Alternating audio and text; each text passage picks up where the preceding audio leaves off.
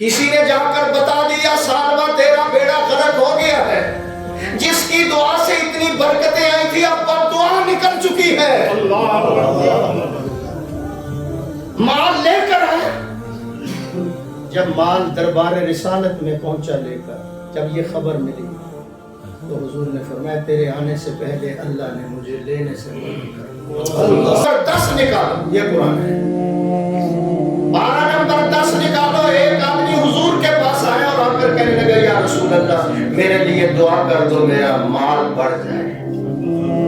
حضور نے فرمایا میرا طریقہ پسند نہیں ہے، میں اگر چاہتا یہ جملے تو یہ مدینہ کے سارے پہاڑ سونا بن کر میرے پیچھے، میرا طریقہ تمہیں پسند نہیں ہے، چلا گیا پھر آ گیا۔ حضور میرے لیے دعا کرو میں مالا مال ہو جاؤں، میں ہر ایک کا حق ادا کروں۔ یہ جملہ الیاس صاحب یاد رکھنا، میں حق کا جس کا حق ہوگا میں ادا کروں گا۔ حضور نے خود میں ایک جملہ سبحان اللہ،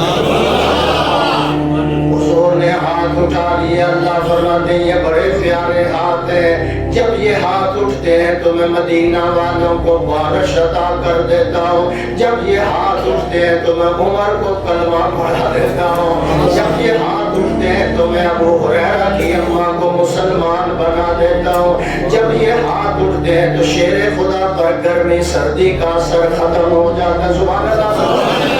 جب نورانی ہاتھ اٹھتے ہیں حضرت انس کا باغ سال میں 2 مرتبہ پھل دینا شروع کر دیتا ہے، جب یہ ہاتھ اٹھتے ہیں جابر کے کھانے میں 500 بندہ، 5 آدمیوں کا کھانا 1000 آدمی کھا کے جا رہا ہے، جب یہ ہاتھ اٹھتے ہیں اللہ فرماتے ہیں میں بدر فتح کرا دیتا ہوں، جب یہ ہاتھ قیامت والے دن اٹھیں گے آنسو بہائے جائیں گے، میں گناہگار امت کے لیے جنت کے 8 دروازے کھولتا ہوں۔ خدا چلو جی قمر صاحب آپ کی نظر ایک شعر کر دو دماغ میں۔ محبوب خدا کی رحمت کے ہر طرف نظارے ہوتے ہیں، محبوب خدا کی رحمت کے ہر طرف نظارے ہوتے ہیں، کونین ادھر ہو جاتی ہے۔ بارش کا پانی اوپر سے آیا، سر مبارک پر گاڑی مبارک کپڑوں پر پڑا، میکائیل نے عرض کیا عامر مقبول صاحب ذرا جلدی آ جائے، میں نے مجھے آپ کی بڑی ضرورت ہے۔ سبحان اللہ۔ میں کہتا ہوں پروفیسر صاحب میری طرف دیکھ رہے ہیں، میکائیل نے عرض کیا اللہ بارش بند کب کرنی، بارش بند کب کرنی، میکائیل نے سلام کی ڈیوٹی۔ اللہ نے فرمایا جن ہاتھوں نے شروع کرائی وہ دوبارہ بند نہیں کرائیں گے، وہ برس نہیں۔ جمعہ بارش، ہفتہ بارش، اتوار، پیر، منگل، بدھ، جمعرات، جمعہ آ گیا، اتنے طرح پانی آ گیا، کچا مدینہ۔ وہی بدو آیا تیرا یا رسول اللہ بس ہو گئی، اب تو 2 فٹ پانی کھڑا ہوا، مکان کچے گر رہے ہیں، مہربانی کرے بارش جو ہے بند کرا دیں۔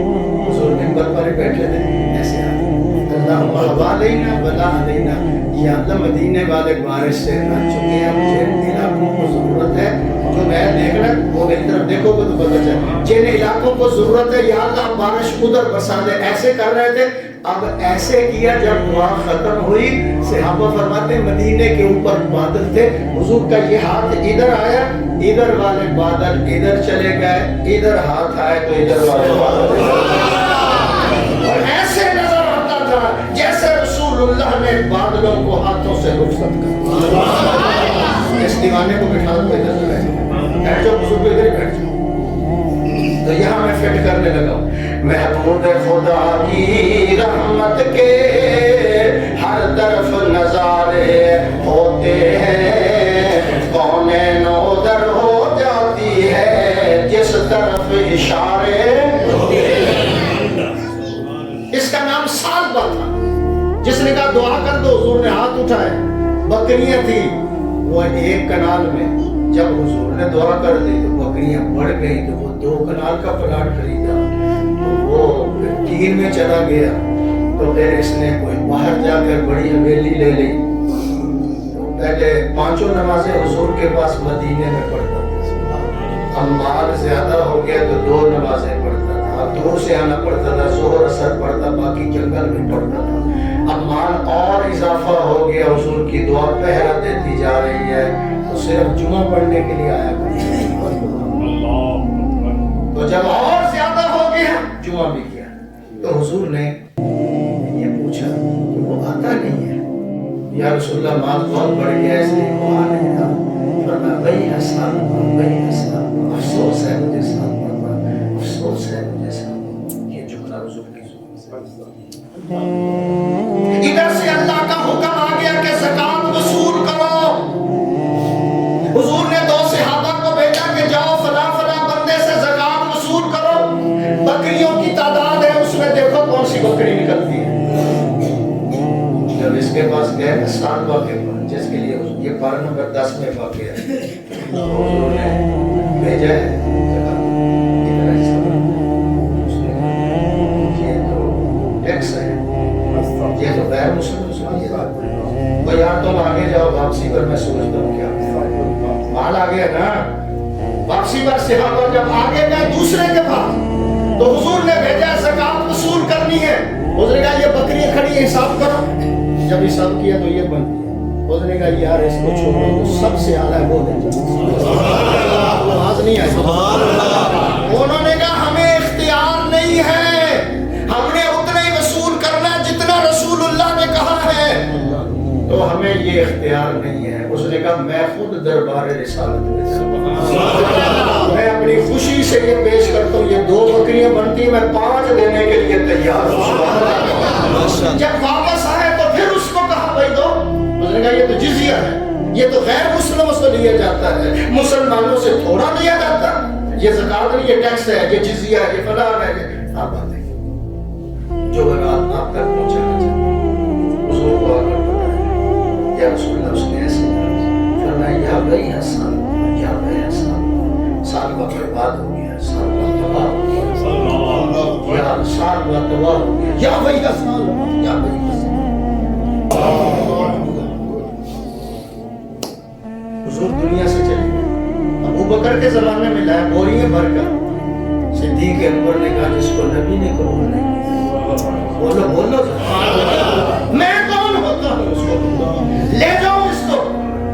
پھر فاروق اعظم کے زمانے میں بہت زیادہ لے کر آیا، قبول کر لو۔ فرمایا جس کو نبی و صدیق نے قبول نہیں کیا، عمر کی کیا ضرورت ہے قبول کرنا۔ عثمان غنی کے دور میں فوت ہو گیا، تباہ برباد ہو گیا، ذلیل و خوار ہو گیا، میں ہر ایک کا حق ادا کروں گا، نہ کر سکا، تباہ ہو گیا۔ میرے پیغمبر نے ہاتھ اٹھا کر دعا کی تو اللہ نے اس کو مالا مال کر دیا۔ ہمیں بھی سوچنا چاہیے کہ یہ سب صدقہ ہے محبوب کا، یہ ملک ہو یا میں ہوں یا آپ ہوں، یہ حضور کا صدقہ ہے، یہ حضور کی دعا سے بچے ہوئے ہیں، ورنہ پہلی قوموں کی طرح ہمارے اس امت کے اندر بھی بڑے بڑے گناہ آ چکے ہیں، بچتے نہیں تو صرف حضور کی دعا کی۔ اس لیے میری گزارش ہے کہ جس کے اوپر مال زکات بنتی ہے وہ خوشی خوشی غریبوں کو، یتیموں کو، مسکینوں کو، طالب علموں کو مدارس میں خوشی خوشی جمع کرے، ان کو مانگنی بھی نہ پڑے، خود جا کر جمع کراؤ، اور جمع کرا کر جب وہاں سے نکلو گے اللہ کہے گا تجدوا عند اللہ، جمع یہاں کرا دو، سنی مجھے آ کر سنتیں پڑھتی